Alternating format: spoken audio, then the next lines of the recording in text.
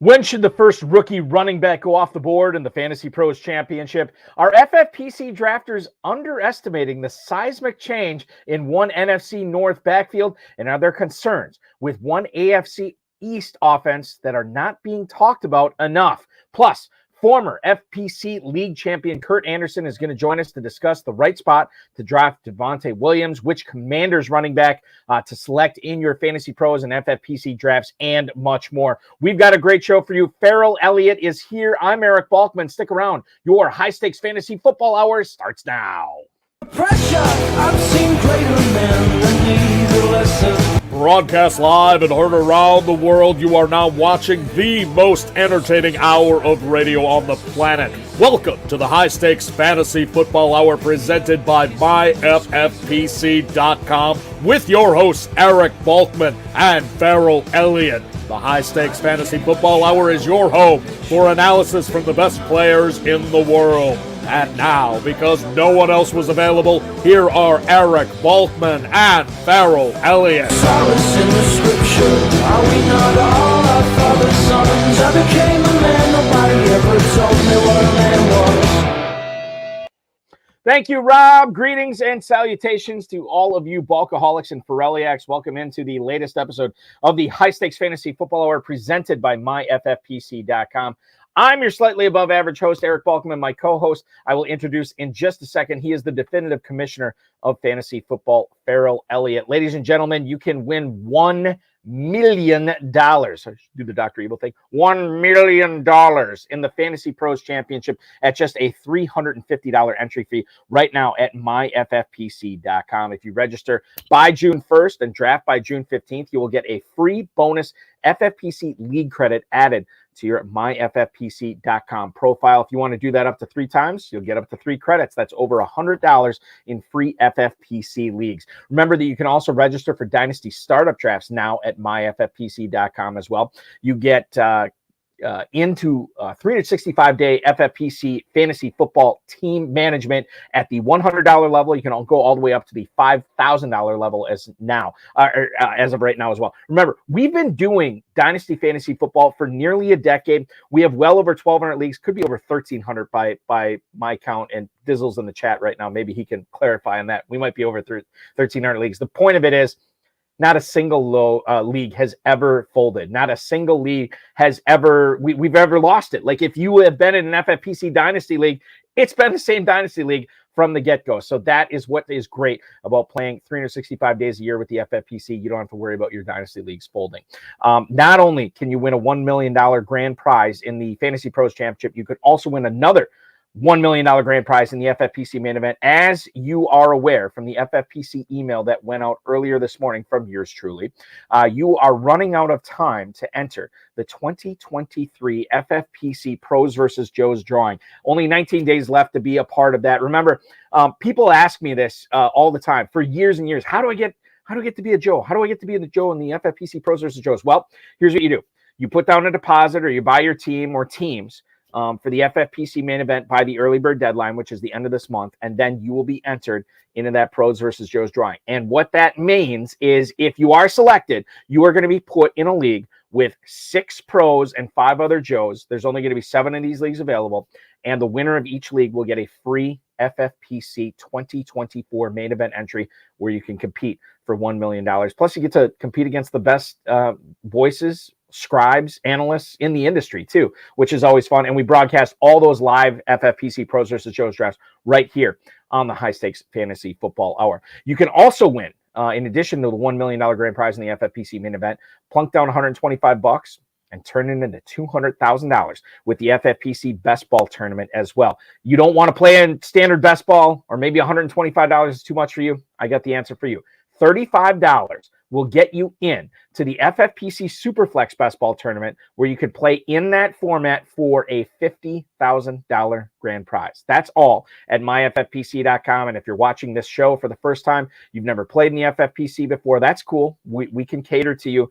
You can go to myffpc.com and sign up for a best ball league, a classic league, whatever you want, for just $5. If you have $5, you got a Lincoln on you, we have a fantasy football draft for you as well. Remember to like this video, subscribe to youtube.com/FFPC Fantasy, comment on this video, share the video with your friends and enemies, and of course, get notified anytime we go live on this FFPC channel. We are going live this Sunday night, I think is the next time we go live, with best ball coverage, best ball tournament coverage featuring Aiden LaCorey and Dave Terpoli. That is Sunday night, and if you want to register to be in that league that they're broadcasting, you can check out twitter.com/FFPC.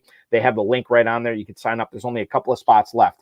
So if you want Terp and Aiden to rip your team apart, that is the place to do it. myffpc.com. Sign up for that best ball tournament going off Sunday night, and you can watch yourself. You could probably even be part of the show on Sunday night too, if you want to chime in and give your thoughts on the picks that you are making and why Terp and Aiden are totally right in their analysis of your team or totally wrong. It is totally up to you.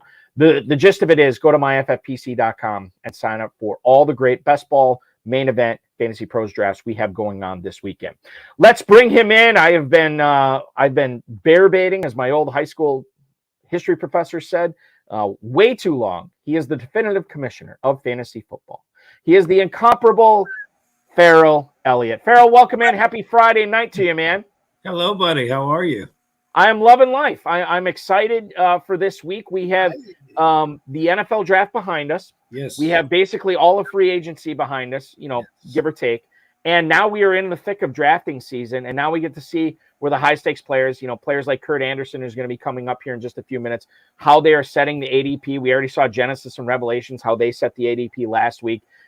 Now we're in the thick of it, and now we get to start seeing how the high-stakes players are handling all these rookies and obviously the free agents and the veterans that are already signed, how they are affected by the NFL draft. It's a wonderful time. I always say this, it's always a wonderful time to be a fantasy football fan, but this time of year for sure, it's a great time to be a fantasy football fan, as well as being a KFFSC player at KFFSC.com as well. I appreciate that, Balky. And in the marketing you sent out, the language here, 19 days to get entered into Pros versus Joes. I'm afraid with language like that people are going to accuse you of spending too much time in Kentucky. That seems like something I would write, but that's neither here nor there. I think we've got some interesting veterans who have yet to find a home. They're going to find one soon after June 1st. So, yes, free agency is over, but we've got a lot to look forward to in what might happen with guys that with the Fournette, Elliott, Kareem Hunt, our old pal Kareem Hunt, a lot of guys. A lot of guys still out there. You are right. And that is going to change the ADP of not only those guys, but obviously some of the players that they will be joining as real-life teammates here in the NFL. Coming up on tonight's show, we're going to pontificate on how to attack the Baltimore passing offense in your drafts, as well as which Giants wide receiver to target. And then FPC league champ Kurt Anderson is going to dish on the Bears backfield, Cortland Sutton's ADP, and much more. Let's get into it tonight. We'll get to as much as we can. The first thing I want to kick things off with is some of these draft picks that are signing right now, and to get your instant reaction on this, Farrell. Quentin Johnston is now signed by the Los Angeles Chargers. It's a 4-year deal according to NFL.com. He is probably going to play on the outside with Mike Williams operating the other perimeter spot with Keenan Allen in the slot in the Chargers offense this year. This is a great opportunity for Johnston.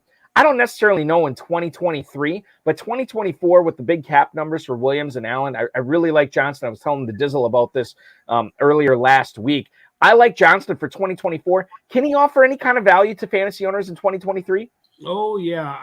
This is one of those teams that drafted what I consider the missing piece. When you watch the Chargers play, it seems like they have everything in place. Everett does better as a tight end or well enough at that position. He can contribute when needed.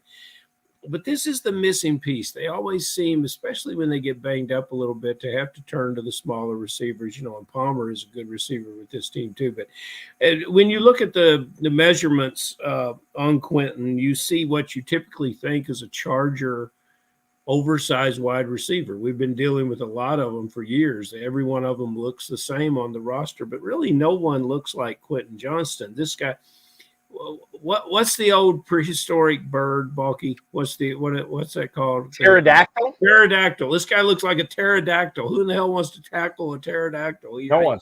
You don't see anybody like this. He's got an unusual build. He makes people miss. I just think he's obviously he was their best wide receiver. I think this is the guy they wanted. People should look at film against Kansas, against Oklahoma State late in the season, against Michigan when he averaged 27 yards a catch. This is a phenomenal ball player, and big numbers are in store for him this year. Without he's not going to pirate the other receivers. I think he's just going to make them better. Keenan Allen can get 7-8 receptions a game now without having to be targeted 16 times. The thing that I drafted Quentin Johnson in at least one dynasty. I think just one, actually. Now that I think of it, so far I got another one kicking off tomorrow. I'm Dizzle is kind of down on him a little bit, which kind of like brought me down. I wouldn't say significantly, but enough where I was kind of like, okay, maybe this guy's in the slam dunk that I think he is. But I do like him. I do like him for dynasty this year. Yeah, I think you can get away with, because Josh Palmer is still on that team. Mm-hmm. And so I don't know exactly the impact that Johnson's going to have this year. So he's more of a let somebody else take him in redraft. But for dynasty, I'm still in on him. And I want you to draft him in redraft when you get to Kentucky, because if the Dizzle thinks it, then a lot of smart people are thinking it. And I'm not necessarily going to say they're going to be wrong. But I think by the time we get to double-digit weeks, this is the kind of player that could be your missing piece as you try to go and win. And so I want you to draft this player, Balky. Farrell, I guarantee you this: with as many leagues as I'll probably be drafting at the KFFSC this year, he will be on multiple teams for me. I have no doubt. Another guy I'd like to get on multiple teams, I just don't know if it's going to fall that way, is Bijan Robinson. He was signed by the Atlanta Falcons, 4 years, $22 million. Bijan Robinson will have the 5th-year fully guaranteed team option. Now, Robinson will be 24 years old when the Falcons have to decide whether or not they're going to exercise that option. I want to more so talk about 2023 Bijan Robinson. Arthur Smith, his new head coach, called him, quote, more than a running back. We're talking about using him in the slot there, or Arthur Smith is talking about using him in a slot there. And this is a guy that should be phenomenal. Farrell, in redraft, FFPC, KFFSC, what have you. I think I might have asked you this before, and I apologize if I did. How high is too high for Bijan Robinson in redraft leagues? I don't think you can go too high with this player. And it's because of what Arthur Smith says. He's more than a running back, but he's a running back first. Now, what I've noticed in the dynasty drafts that I've been involved with is Algiers or Allgaier, depending on how you pronounce it. The correct one is Algiers, right? I think it's Algier. We have a business that advertises in Louisville, Kentucky, spelled the same way. Allgaier. They advertise every 15 minutes, so we don't know how to pronounce it. So anyway, okay. The matter at hand. The Falcons ran slightly over 1,000 offensive snaps last year. No coaching staff called more running plays than the Atlanta Falcons. They ran the ball 51% of the time, giving them over 500 runs. So when we talk about Tyler Algier, we talk about a player that rushed for over 1,000 yards behind what is the best aspect of this team, the offensive line. Didn't start like that at the end of the year, but they came into shape. Matthews, Lindstrom is the guard, and McCary, yeah, he's probably one of the most underrated players in the league. So what you've got this player moving into is a place that loves to run the ball behind an offensive line that can really clear away for him. And run blocking is all about attitude, and these guys have got it. And then you get in a situation where they've got a quarterback that's a short passing game and an accurate quarterback. We're kind of behind this quarterback, and now I'm behind him more because in that short passing game, now he has Pitts, now he has Drake London, and now he has Robinson. So, and people will point at Robinson and say, well, he didn't catch the ball much at Texas. Doesn't matter. He didn't have to. They didn't want him to. Doesn't mean he can't catch the ball. the Atlanta Falcons are going to be a very interesting offensive team. They're going to keep the ball. They're going to have long, sustained drives, and they will probably be better in the red zone. There you are, Mr. Pitts. If you love your tight end, there he is. They're going to be better in the red zone, and I would take a look at them defensively as well, because in the fourth quarter, if this offense runs the way it's supposed to, the Falcons' defense in the fourth quarter is not going to be gassed. They're going to be ready to play football. So I like the way the Falcons are going, and it's all based upon the rushing game. I heard something from Biplab, but where the hell has Biplab been? Hi, Biplab.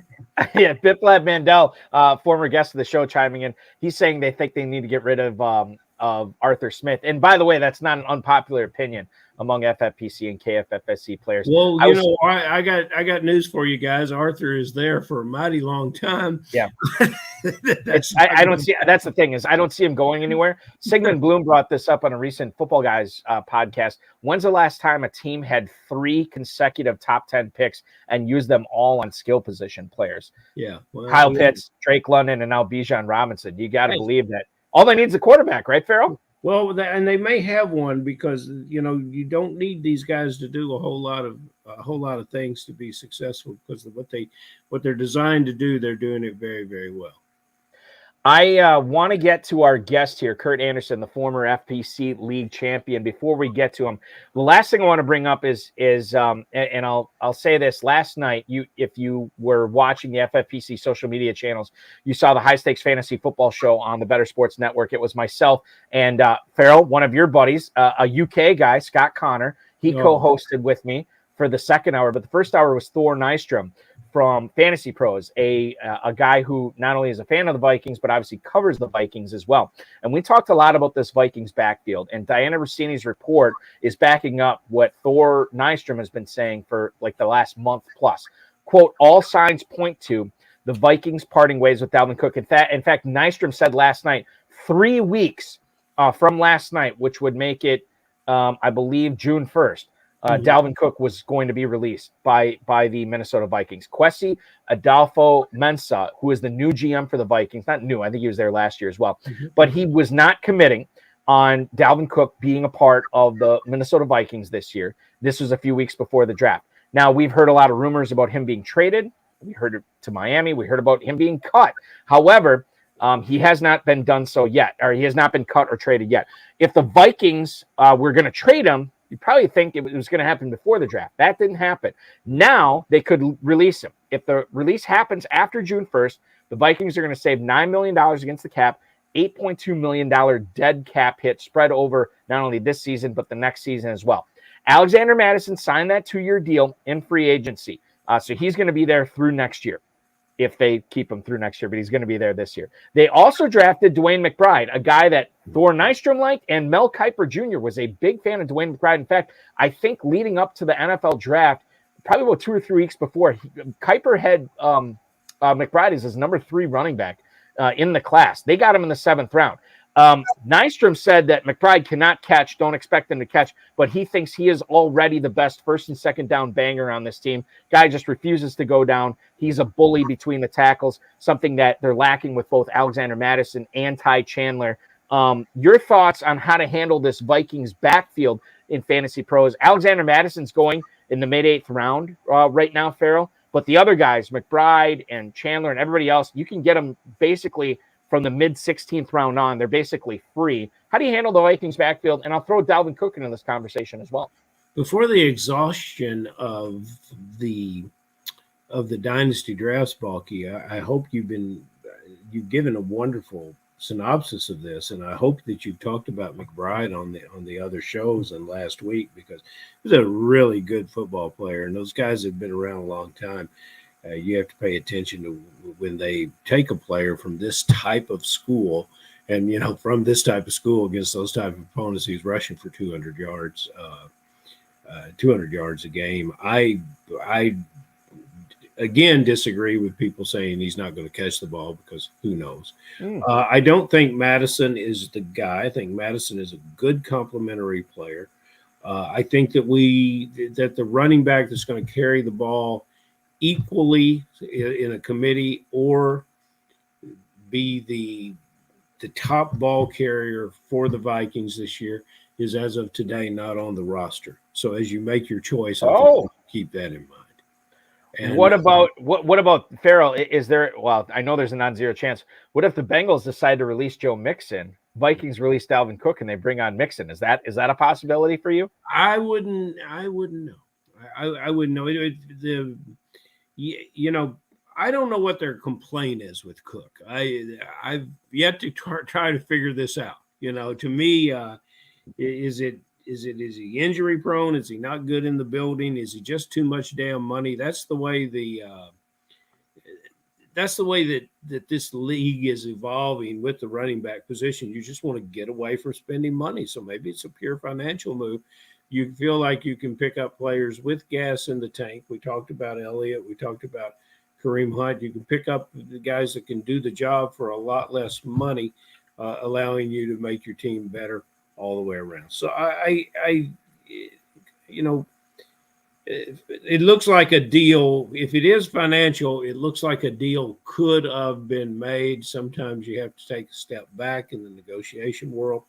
Look, I guess we'll know more about the story soon, but to assume that Madison or even the rookie McBride is going to be the proverbial bell cow running back for this team, or at least in a two-man split, I don't think we can assume that. It's aggressive. It's an aggressive call. By the way, Bill Hollywood saying that it is a money thing with Dalvin Cook. The Dizzle chiming in too, saying that Dalvin Cook's cap hit is too high, and the Vikings are up against the cap per usual. That's his thoughts on this as well. Yeah, now, yes, Dizzle's right. We do have a question from the chat about the Jacksonville Jaguars' newest veteran receiver. I'm going to hold that question, Dave Nowitzki. I see it. We're going to get to it, but I want to bring in our guest first, and I want to get his thoughts on it as well. So, ladies and gentlemen, I want to bring him in right now. He's been playing high-stakes fantasy football since 2002. He's an OG. He was playing with the WCOP, drafting out in Las Vegas more than 20 years ago. He's an expert in the FPC and a longtime FFPC main event player, and is a self-proclaimed data geek. Yeah, that's right. Buckle up, everybody. We're going to get some numbers tonight, and it's going to help you be a better fantasy player. Please welcome in former FFPC and FPC league winner, Mr. Kurt Anderson. Kurt, welcome into the program, man. There he is. Eric, Farrell, good to see you guys. Hi, it's good to see you, too. So right off the bat, you're wearing a Seahawks shirt. Let's go Hawks. All right. Okay. So, I was going to softball you on the first question. I'm not anymore. Let's talk about Jackson Smith-Njigba, the guy who went 20th overall to Seattle. He signs the 4-year contract with the 5th-year option this past week. So, Kurt, when you look at the Seattle offense, let's talk about it from a redraft standpoint. How big of an impact is JSN going to have this year? And I'll preface this with this, Kurt. You already know because you've been drafting in the Fantasy Pros Championship. But Smith-Njigba, wide receiver 31 at that 6'7" turn. Is he going to return that type of value this year? Yeah, I think that's behind Metcalf and ahead of Lockett, if I'm not mistaken, or at least that's what I'm seeing, which is a bit shocking. Right. Who will he help? He'll be a good asset, but I think he's going to help everybody else. Just having him on the field as a slot guy. The Hawks have been looking for a slot guy for a long time. David Moore days. So it's a good pickup. I don't read too much into it. It's a rookie. Learn the playbook. If he produces, great, but I can't invest that in. Kurt, who are some of the other guys that they tried to fit into that slot? I remember more. It's a long list of. I remember. The Seahawks receivers have never been a household name bunch, even from. Can you name 2 from their Super Bowl team? I think everybody might be able to name 1. Was Doug Baldwin one? Yep. Was he on it? Okay, yep. So I remember him. Didn't he play the slot too for Seattle? Hey, he was an outside guy. He was more the X, and Curse the Y. I think was the Yeah, exactly.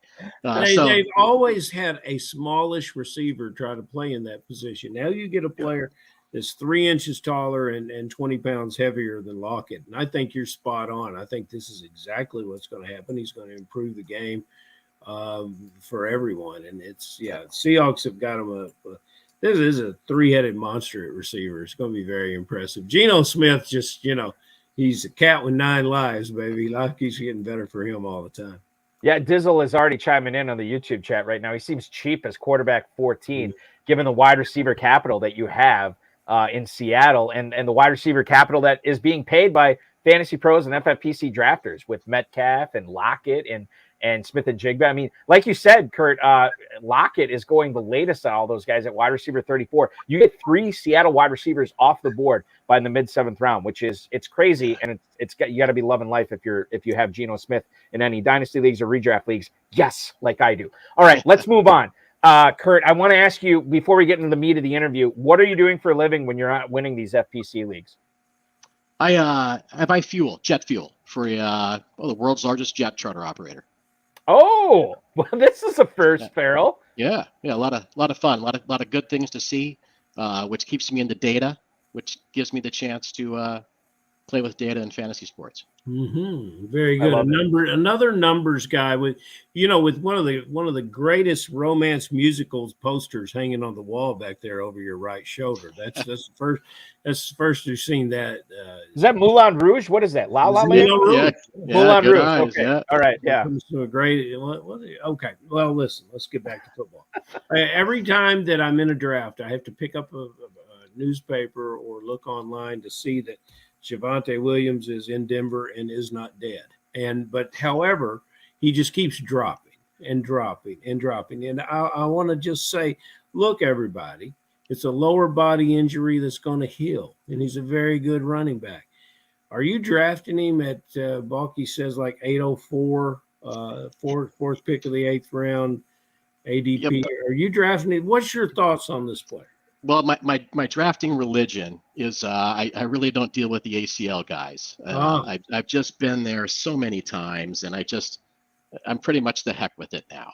And it's just too soon. And of course, it sounds like he's had the worst known ACL injury known to man. Each news report we get, it just gets worse on how devastating Javonte's injury was.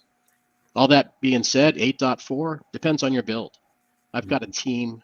Ironically, I took him at 8.5 in the Fantasy Pros, and I mean literally 8.5. But that team, if I'm not mistaken, it's kind of your Mixon Cook segue. I think I went no wide receivers. You got to play a little bit when you're doing this, right? And I literally think I went no wide receivers. That's so against the grain. But you got to play. When you look at the no ACL guys, does it matter if you have a player 25 or younger that has an ACL? Does that matter or no? Timing usually matters. The August, Septembers, the J.K. Dobbins injury from 2020 summer. We thought he'd be ready in 2021, and he just wasn't. But so it's got to be an early injury for me. It's like thinking Beckham would be back last year. No chance. The guy tore his ACL, 9-10 months prior to this, our season ending in fantasy. So I'm not even on my radar. I don't even play the game. If I lose to it, more power to the player who just beat the odds with his ACL. Adrian Peterson, about the only major example. And you're a numbers guy. You would know about those odds. Yeah, but I'm done looking at the numbers, to be honest. Right. We all got the same deck of cards. By the way, Dizzle coming in with the Johnny Carson rim shot here. Is Tyjae Spears considered a no ACL guy since he literally does not have an ACL? But Ching. We love Dizzle coming through tonight. He's on fire, baby. He used to be the co-host of the show, Farrell, but now he's sort of the band leader, which I love it. It's a role he embraces. He's from the home office, so to speak. He's from the home office.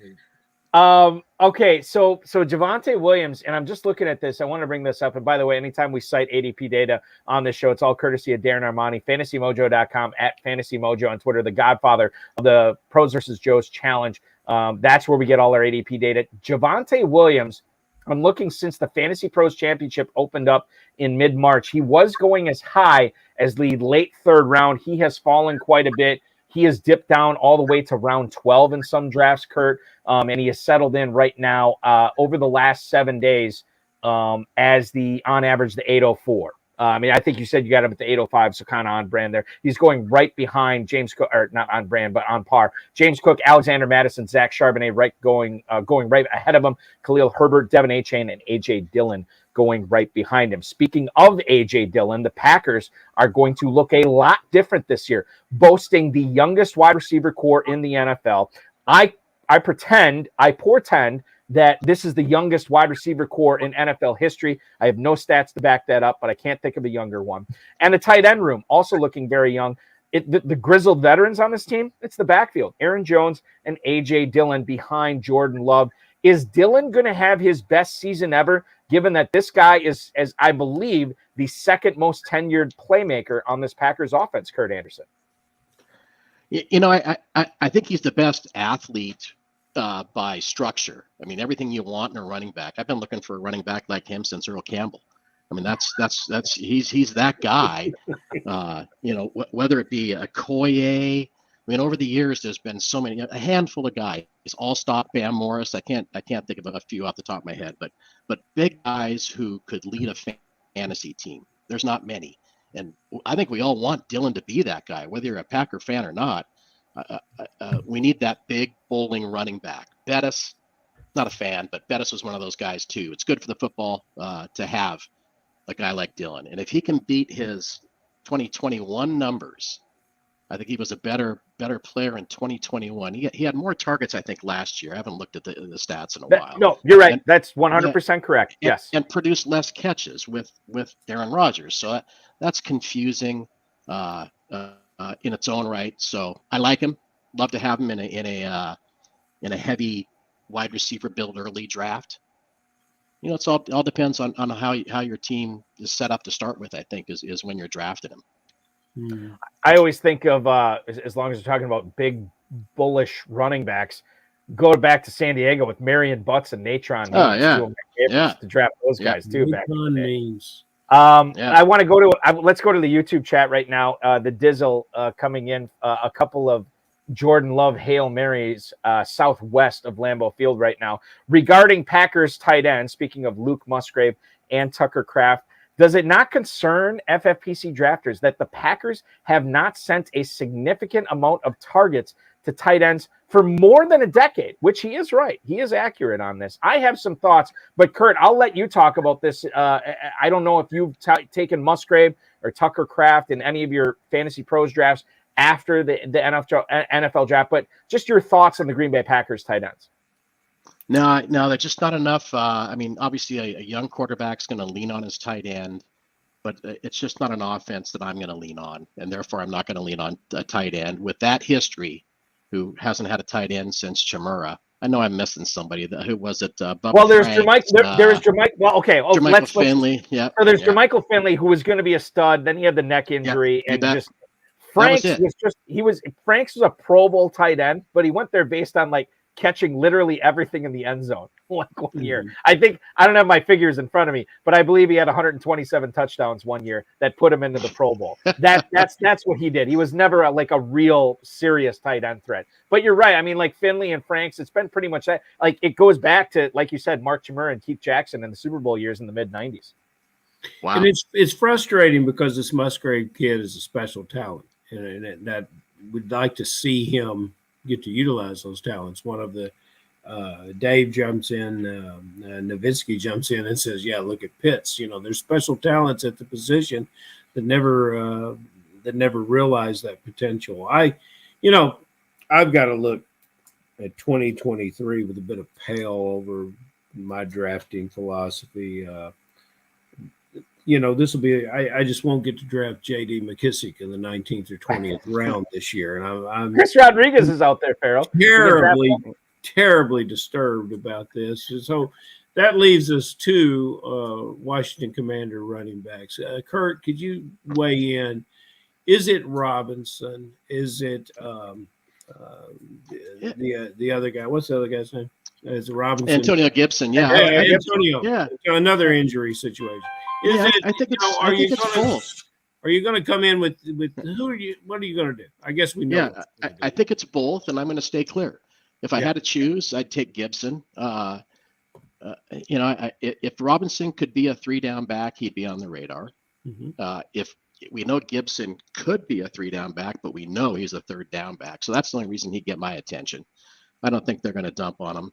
I firmly believe running backs, well, any position, I call it the May job fair, the draft. It's the NFL job fair, and some teams have openings, and you know, if a team needs a running back, Seattle, prime example, the overthought on Charbonnet.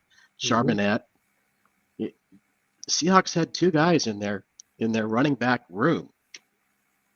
Their job fair said, I need a running back. Well, that doesn't mean they have draft capital. That means their budget and their job fair says they're taking a running back. So I don't read much into draft capital and that such. And I think Gibson can lead that team. I could be wrong. It could be Robinson. Like them both. Well, ironically enough, these guys are going back-to-back in the Fantasy Pros ADP over the last week. Brian Robinson, running back 39. Antonio Gibson, running back 40. They're going at the 909, and then for Robinson, and then Gibson at the 1002 in ADP right now. So they're going back-to-back as far as running backs go. Let's talk about, I want to move on and talk a little bit of receivers here. Kurt Anderson, former FPC league champ, joining us on the High Stakes Fantasy Football Hour. Anthony Richardson, the new quarterback in Indianapolis. How do you think this positively or negatively affects Michael Pittman in 2023? Michael Pittman, by the way, a wide receiver who is going currently in the Fantasy Pros Championship at wide receiver 27. He has fallen to the 602, gone as high as the early 5th round in the last week, but he is basically an early 6th round pick, 26 receivers going on average ahead of him. Kurt, your thoughts on how Anthony Richardson is going to affect Pittman's numbers this year? Well, they're skewed. I think the highest Pittman's probably gone is 4.1. You'll see that was me back early March. Trigger problem in the draft room. Had Pittman somewhere on my mind, and I would take him. I looked at the list again, and I took him over. I forget the list, but 4.1. And I knew I wouldn't come back at that turn to me. And my thoughts on Pittman, tied to Richardson, are they found somebody with a heartbeat and a pulse. It's going to be an improvement over last year. And they actually got a guy with some talent, and Pittman's going to be the number one. And I feed on number ones more than number twos. So that was that logic in that. So yeah, it can only make Pittman, in my eyes, the guy we thought he might have been last year. The recency bias has got us though, and he's going to fall. And it was my first draft. It was the 32nd draft. That's what it was. 32nd draft. Trigger faux pas. That's why you got to get in a lot of leagues and don't do the 30 seconds. Don't do the 30 seconds if you're drinking in March. I like Pittman. I think the quarterback can stand on him, and it works. I think you'll come back to that and be happy with it. Jay Reed Farrell chiming in on the YouTube chat right now, saying that I'm supposed to tell you that Pittman will have a quote regression. Former guest. Oh yeah. He's that. I got to look up what that. You know, where the hell is our Ivy League professor? Yeah, Hudson Kern Reed. He's probably words teaching. that I cannot define. I got regression on you. You know, and so he can regress from 98 catches and go to 95. He's still going to outdo a lot of runners. Okay, here's a place where I would have to agree that I just want to take a pass on, and I really, really like the player drafted to the Denver Broncos, the receiver Marvin Mims. I like him a great deal. I'm not anywhere near sold on what Denver, how long a leash that the quarterback is going to have at Denver. And the signing of Stidham makes me think that leash could be a little short. And it's just a complicated situation with Cortland Sutton, Jerry Jeudy, and now Mims comes in. How are you working through these Denver Bronco receivers? And do you see Cortland Sutton ever returning to the promise that he showed early in his career? Yeah, I sure hope so. Again, he's one of those guys who's like A.J. Dillon, who's got the mold of what you want in a wide receiver. He's put up some numbers that we all like in fantasy. Last year's Denver, recency bias is going to be huge this offseason. I think the entire locker room is on a short leash. What about? Yeah, that's a good point. What about the injury? He missed most of, was it 2020? 2019 or 20. It's been. I think that's not even an issue. No, in my eyes. Yeah, no, that's so far. So, yeah, when was that? That's I think it was 20 because he had 2 years where he had 20 targets, good catches, close to maybe 5 or 6 touchdowns a year. And, I think maybe in the last, take away the injury year, but you take the last 2 years, you could be hurt. You could be hard pressed to find more than 3 or 4 touchdowns there. I think stat wise, it's just he's got a long way to come back in my thought. And if it was how much of the quarterback plays into that recency bias? What do you think he's going to look like, the quarterback this year? I think the quarterback I think is going to be fine. He's playing for his job, and whether that's Russell Wilson or Stidham, they're both playing for their job and their future. And that's who I want slinging the ball. If I don't have a top quarterback, I'm not going to go out and draft Russell and Stidham, but for my receivers, I want guys whose life's on the line chucking the ball. I don't want a content Ryan Fitzpatrick chucking them the ball. So in that context, over a lot of teams, I'll give it the Washington, the Atlanta problems. I'll go with the Denver's defense offense 6 weeks a year in that division for sure, chucking the ball 60 times a game versus 65 times a game running plays, versus an Atlanta offense running 50, 55 plays. Yeah, that makes sense. That's a good point. We're talking with Kurt Anderson, former FPC league winner, here on the High Stakes Fantasy Football Hour tonight. Jacoby Myers has now signed with the Las Vegas Raiders. Devontae Adams, the target hog, is still there. Jimmy Garoppolo is licking his chops with all these great options he has to throw to. Hunter Renfrow, how much is he going to be affected, especially by this Jacoby Myers signing, when you look at it, Kurt? Probably none. He's probably more affected by the Waller going away than another body coming in the wide receiver room. Again, it's the job fair. They needed a wide receiver. They identified the people who were available, and they signed the guy who actually knew the playbook, and that just adds up to a normal business decision. And he'll be on the field every play, and they'll all get there. I don't think it'll affect, to answer the question, none. Waller's leaving will affect the distribution between Jacoby and the right fielder for the Brewers. It's exactly not anymore. Now he's with the Angels. He got traded this offseason. I've been drafting too much. That's a great Kurt. I love the reference. That's a great reference. Hunter Renfrow, wide receiver 89 at the 18-11. Is this the guy you're scooping up in all your Fantasy Pros drafts late? I don't think I may have him once. I don't know. I don't look at like I said, I'm done looking at the numbers. It's all fun. It's I think I got him once. I'll just answer it like that. I'd take him more. Yes, I would. You bet. If I needed, I don't need wide receivers late. Let me put it that way. Okay. Here's a Raider question. We've talked about some tight ends that we don't think are going to get it done. This one, I like what the Raiders did with the tight end out of Notre Dame. Meyer, what's your thoughts on this tight end? Yeah, good draft pick. I mean, the future's bright. You won't see me in a redraft touch. I don't think I touched Pitts. I'll put it that way. And I was high on him, but I just don't. Too long doing this. I read too much into it takes too much to pick up the game. Takes too much to learn the tight end position. I'm done reaching for rookie tight end. He went to Notre Dame, and Dizzle will attest that that's one of the finest institutions of learning in the whole country. So did Rick Meyer, and that didn't work out too well. And Rocket Ishmael. Don't forget about Rocket Ishmael. Kelly Tripucka, and then another basketball. Oh, Kelly Tripucka. Yeah. First reference ever. The 12 years of doing this show, we got our first Kelly Tripucka reference. I love it, Farrell. That's good stuff. I miss Kelly. But anyway, okay, now we're talking about these tight ends. This is a division. Great bunch of tight ends. But not in Denver. I just can't get out of Denver. Yeah. And now he goes to Seattle. And now he's, and you look at Noah Fant, and he passes all the eye tests, and you say, okay, 50 catches last year. When did he get them? I don't know. He had 8 or 9 games with 3 or less receptions. He was only targeted about 4 times a game. I adopted a couple of I adopted a couple of dynasty teams, and Fant was on the roster. And I said, well, obviously that's why the person let this team go. And I just can't wait to get him off the roster. And as soon as I do, I think, wow, what if he ever gets into his skill set? But your thoughts on Noah Fant?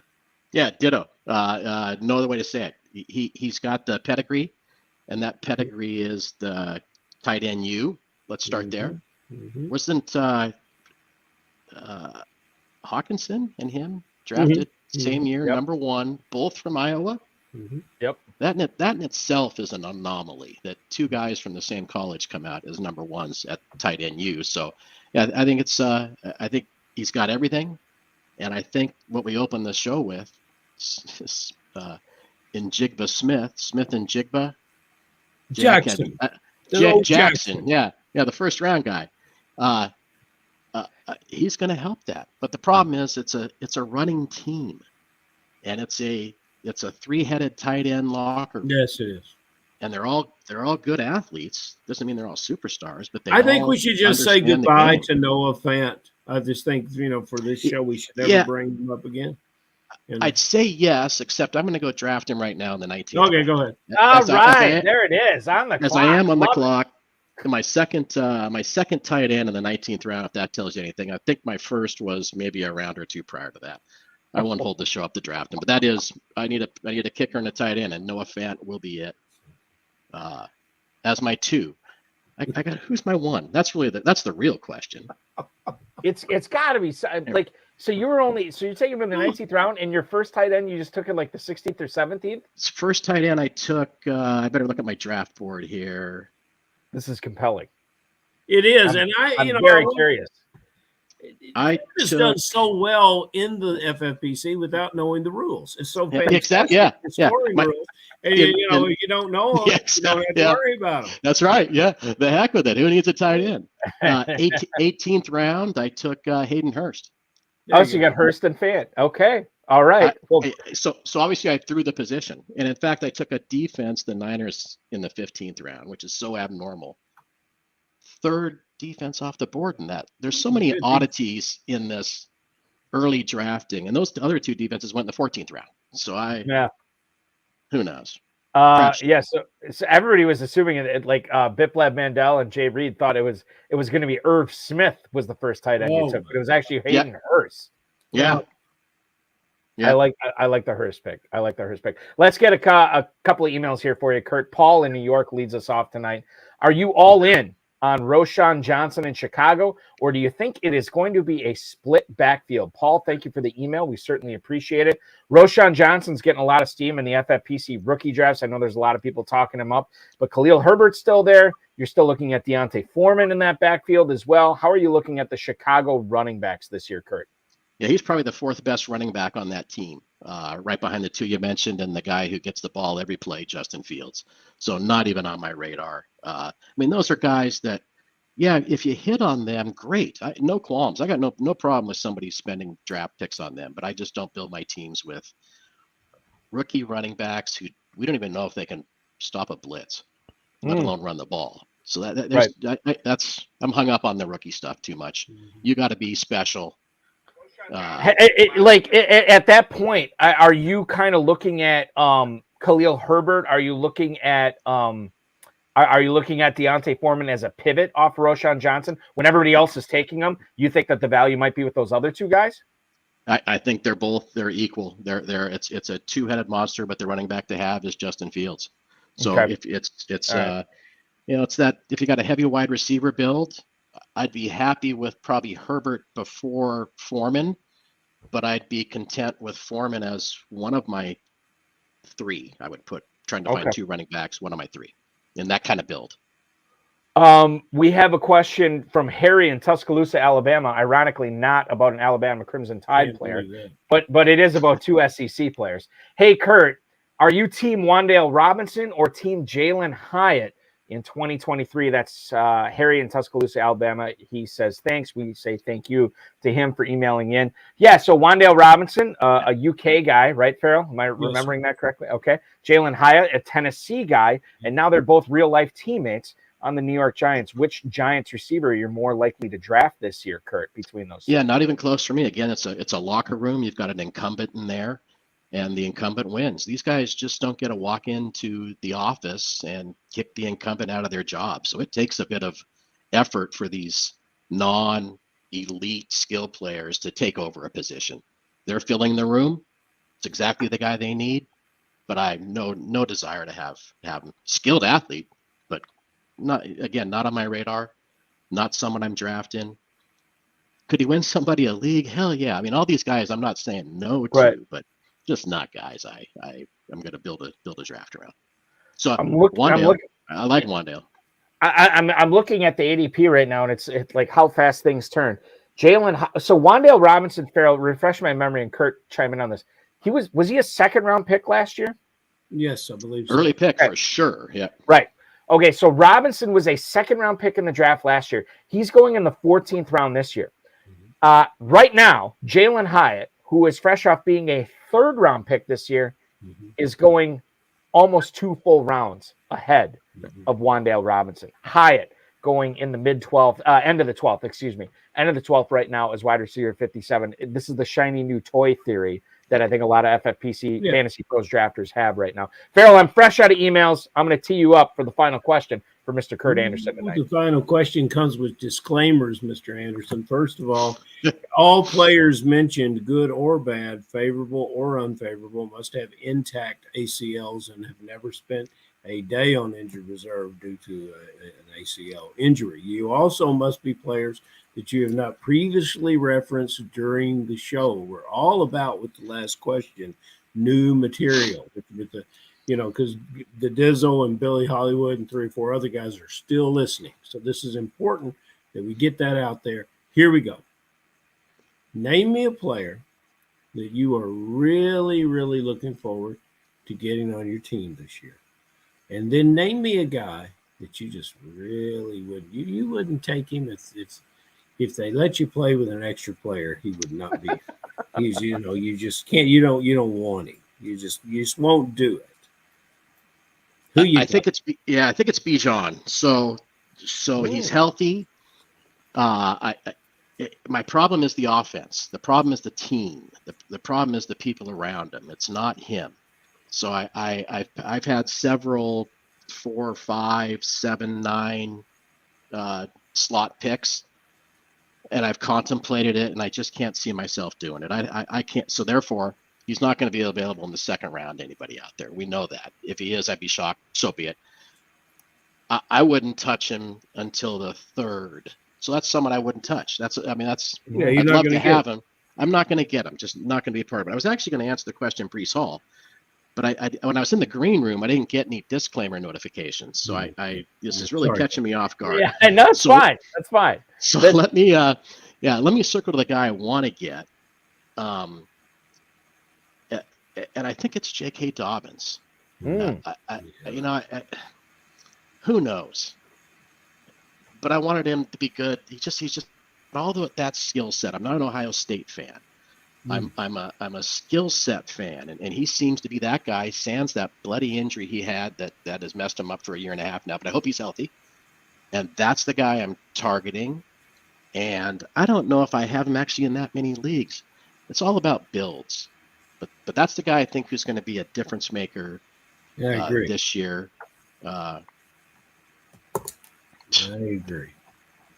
And the other, it's not. It's Todd Monken taking over, but if he is going to throw the ball there much more so, and we have a email coming up with Zay Flowers, but obviously with Flowers and Beckham and Bateman and Andrews and everybody there, that is going to free up some running lanes for one J.K. Dobbins this year. And I like that. I think that's an interesting call with Dobbins this year, because you don't hear his helium has not elevated to the level that I think I was probably expecting it to. Now, maybe that changes over the course of the summer, but I think he's a guy that could be due for some positive ascension up the draft board.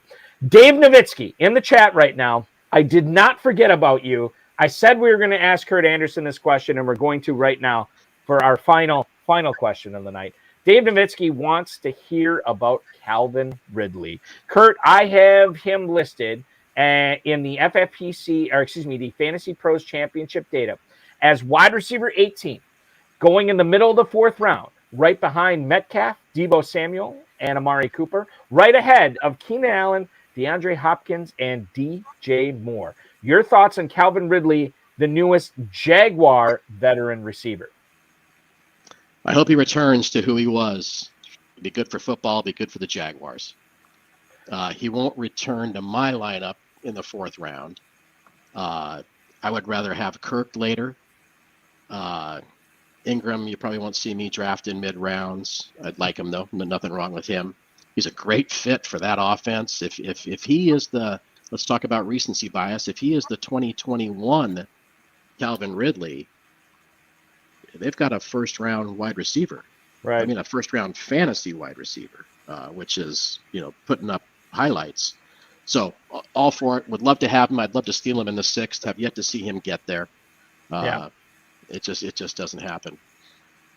Calvin Ridley, if I can find the stats on him, in 2020, 90 catches, 1,374 yards, and 9 touchdowns. Now, that was without guys, refresh my memory. Was Julio Jones on that team? Yeah, Ryan and Julio. Yeah. Okay. Ryan and Julio. All right. So the fact that he did that with Julio Jones, and granted, it was not Julio Jones at the peak of his powers, but a lot of people are saying I'm not on Ridley because he's going to be going, and there's a lot of reasons not to like Ridley this year, but some of the reasons are like, well, he's going to have to contend with Evan Ingram. He's going to have to contend with Christian Kirk. Travis Etienne is going to catch passes in that offense. This is not going to be, like what it was in Atlanta where it's just 2 guys. But he's done this before with an elite pass catcher. So I think that there is something to be said for Calvin Ridley. Now, whether you're on board with him as high as he's going, wide receiver 18 in the 4th round, that's a different discussion. But I think Ridley, and Farrell, I'll throw this to you real quick because I'm sure Dave wants to hear from you on this. I think Ridley is kind of a polarizing guy in the mid-4th round. I do too, and I'm just a really, really big Christian Kirk fan. And I'm not going to go to battle with both these guys, so I'm going to look at Christian Kirk, maybe to my demise, but I believe in Christian Kirk. I think he plays with a chip on his shoulder, and Ridley's got to come back from it. So I'm siding with Kirk in this offense, but I'm rooting for Ridley. There was an article that, and I'll reference what Dizzle had to say about this. Calvin Ridley he wrote an article in the Players Tribune about the whole gambling suspension and what he was going through, and there's some mental health stuff in there as well. So it wasn't just the gambling thing. There's some other stuff going on. And anybody who's kind of torn on drafting Calvin Ridley this year, go to thePlayersTribune.com, read it. It only takes 4 or 5 minutes to read. It's a good piece, as Dizzle is pointing out. And another good piece in the FFPC and the Fantasy Pros Championship this year is the incomparable Kurt Anderson, who we were very fortunate enough to get on the show tonight for a long time. My God, it's almost 11 o'clock. We're very thankful, Kurt, that you have made some time for us tonight. We wish you nothing but the best in all your leagues this year. Hopefully you're taking down that $1 million grand prize, and we'll have you back on in January to talk about it. But congrats on your previous success, and good luck in 2023, my friend. Thanks, guys. Have a great summer. See you maybe in Vegas, Kentucky, in January. Yeah, or all of them. All of them. That's We'll do Kentucky, Vegas, and in January on these airwaves. Thank you, Kurt. The way you're talking, Kurt. That's right. Kurt Anderson, ladies and gentlemen, dropping by the High Stakes Fantasy Football Hour tonight. I do apologize. We will not get a chance to get to all the emails because we went so long with Kurt. We had so many we had a great lively YouTube and Facebook chat tonight. Yeah, so a lot of great stuff. Biplab said something about coming back. The player didn't get hurt, and he's right about that. But amongst players who talk about missing time, it's I don't know if it's a mental block. I don't know if it's just the erosion of skills or being away from the team, but that is one of the hardest things to do. You talk about a guy that misses a year, and previously you would miss a year because of talent. So you're not talking about the elite players in the league, which of course Ridley is, but just coming back after missing time is one of the toughest things to do. Yeah. So that's something he's got to overcome. And that's one of the that's what's going to make him such a polarizing guy, because as we look forward to the fantasy football, like the meat of the drafting season, as I've been talking about all night tonight, if you get Ridley right this year, and like you draft him and he, plays like he never missed any time at all, man, you are going to be flying high throughout the season as long as he stays healthy. And if you avoid him and he hits, that's a miss. That's a miss on you. And that's, like, we always talk about these players every single year. There's always a certain number of players that are going to define the fantasy season. Calvin Ridley, definitely one of the top 10 players we'll be looking at as far as how he affects drafts this season, how he affects the $1 million grand prize in the FFPC main event and the Fantasy Pros Championship. Farrell, you are a gentleman and a scholar. We will check out kffsc.com for all the drafts going on right now. Anything you want to promote specifically tonight? No, I just like promoting everyone to keep coming in. The shows and guests are good. You're doing a great job putting guys together, Balky. We've got a lot of content that we have to fight. I mean, I just learned tonight that Dave Turp has his own show. And now with our handy Aiden, and it's just we got to come with it. And so we're the coattails, my friend. Yeah, we are just riding the Turp train at this point. I will just promote people joining us and having guests like we had tonight in Curry. It's fantastic. And I lined up the last of our top 5 finishers from the KFFSC. A gentleman by the name of Chuck Ewell and his playing partner John Baxter. They are headed to the FFPC for the first time. They won their bid as a top 5 finisher in the KFFSC.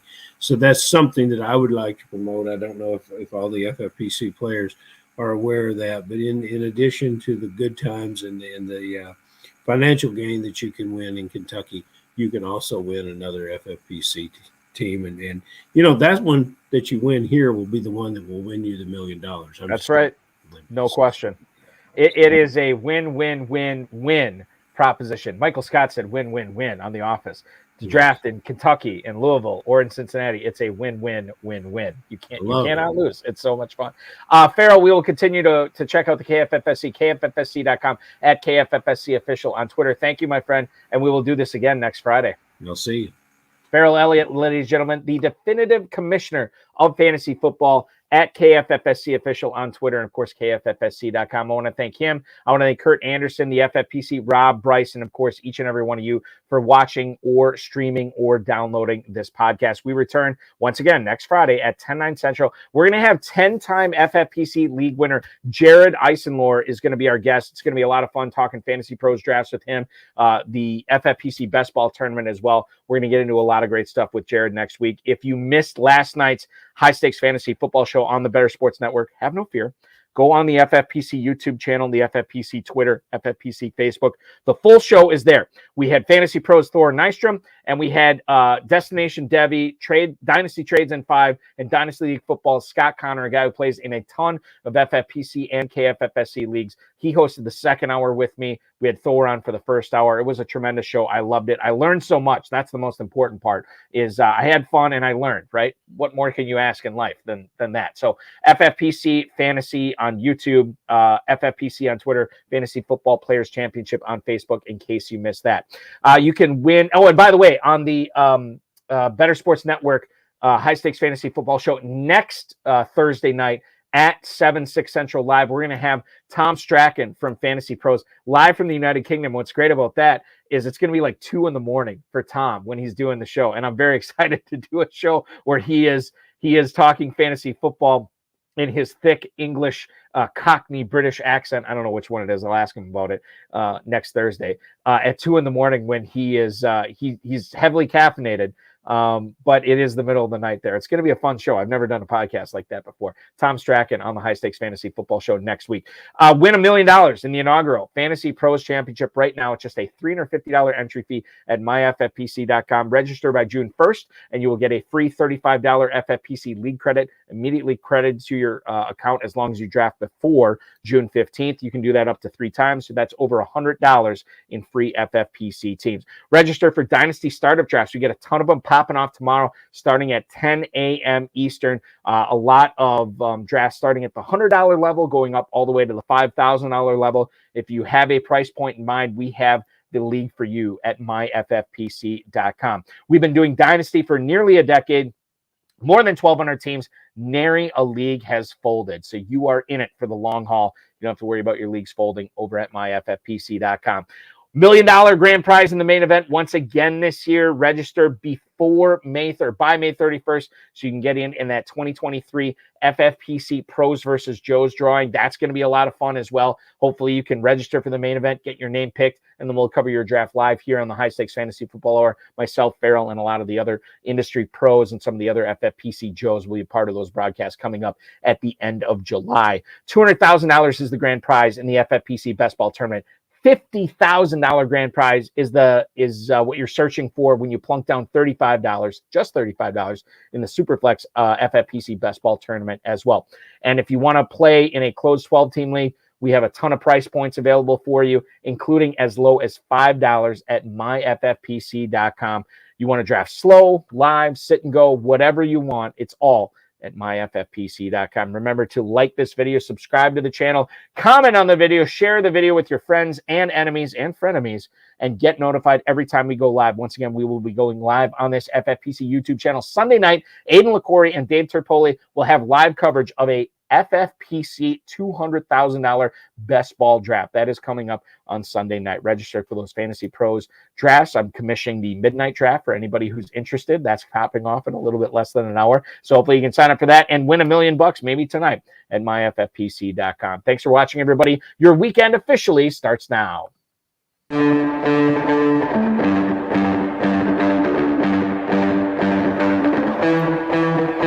This has been another episode of the High Stakes Fantasy Football Hour presented by myffpc.com. It was broadcast live and was watched around the world. Balky and Farrell will be back next week with more analysis, more interviews, and more advice from guests much smarter than they are. Thanks for watching, and we'll talk with you again next week. I wish I had something better to go off the air with tonight, and I ask for forgiveness. I don't think I did one of these goodbyes last week when Aiden and I did live coverage of the FFPC Genesis and Revelations drafts. I will dedicate this to a guy who was not in the chat room tonight, and that was Hudson Kern-Reeve, the biggest Marvel fan I know, who also plays FFPC. I saw Guardians of the Galaxy this past week. Guardians of the Galaxy Volume 3. Obviously, Volume 2 came out like 6 years ago, so it's been a while since we got the continuation. Chef's kiss on how they ended it. I loved it. I'm looking forward to seeing some of the characters, some, not all, probably, going forward in a lot of Marvel movies. So if you're a fan of the Marvel movies, I think they did Guardians of the Galaxy Volume 3 correctly. Get out there and see it. And if you're not looking to see a movie, tonight, Saturday night, Sunday night, whatever it is, we have plenty of drafts at myffpc.com. Don't forget kffsc.com for all the Kentucky Fantasy Football State Championship drafts as well. Thanks for watching, everybody, or listening, downloading, streaming, what have you. We will be back live next Friday at 10/9 Central with 10-time FFPC League winner Jared Eisenlohr, myself, and, of course, Farrell Elliott. Thanks for watching, everybody. See you then.